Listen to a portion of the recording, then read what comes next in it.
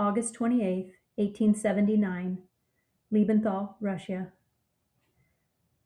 Mein lieber Vater, I was so relieved to receive your letter, though my heart aches knowing how hard the blizzards have been on you and Hans Peter's family. My heartfelt sorrow for the loss of the livestock, especially the mule. I know how much you relied on him. And poor Joseph Vonfeldt. May die Mutter Gottes bring peace and healing to his family. That name, it stirs something in my memory. Was there not once a Geschichte, an old story, about the Vonfeldts? What joy it brought me to hear of little Johannes, another strong boy to carry on the brown name. May God grant him good health and a steadfast heart, as he has with my own boys. I can only imagine how proud Hans Peter must be. And Vater, I have joyful news of my own. On the feast of St. Valentine, God blessed us with a daughter. Eine Tochter, Vater. After 3 sons, I had scarcely dared to hope. We named her Rosalia. Already she has captured my heart completely. She is strong and healthy. Praised be der Jungfrau Maria.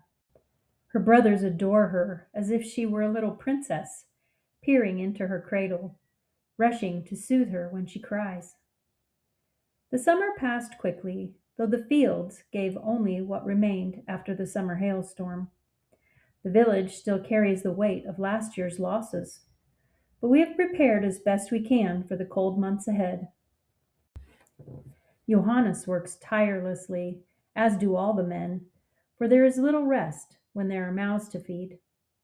He does not speak much of America anymore, though I know he listens when I tell stories of your life there. The open fields, the wooden houses, the promise of beginning again. But he is stubborn, as you well know, and I must honor him as my husband, even as my heart aches for the family that is scattered, like wheat chaff in the wind. A few weeks ago, Anton turned 7. Can you believe it, Father? The boy so small when you left is already 7. He believes he is old enough now to help Johannes with the animals, to stand in the fields, to be a man.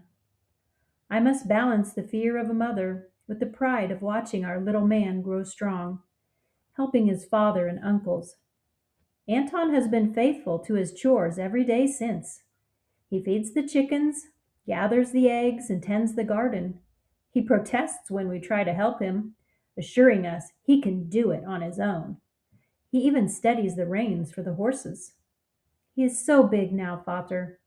I cannot imagine how tall Stanislaus must be.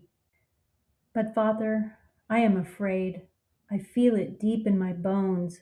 More changes are coming, and they will not be for the better. The Tsar's promises have proven empty.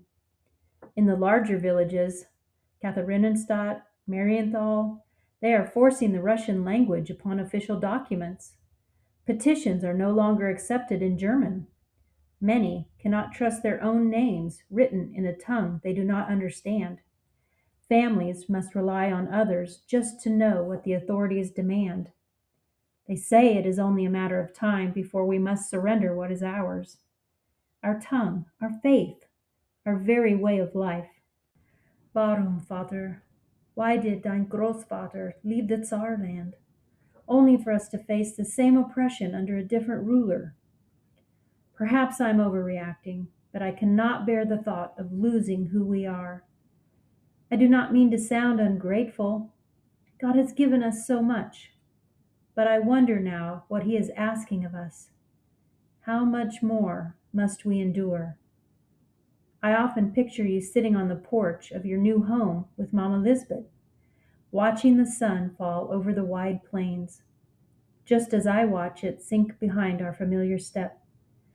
No matter the distance, we still look upon the same sky. Please tell her that we remain in contact with her children from Hermais. She, too, will be an Oma again. Gottfried's wife is expecting their 3rd child. We visit them whenever we can. It comforts me to know her branches are still near ours. Bete for me. lieber Vater, and for my children, that they may know the same freedom you have found. Deine Tochter, Anna.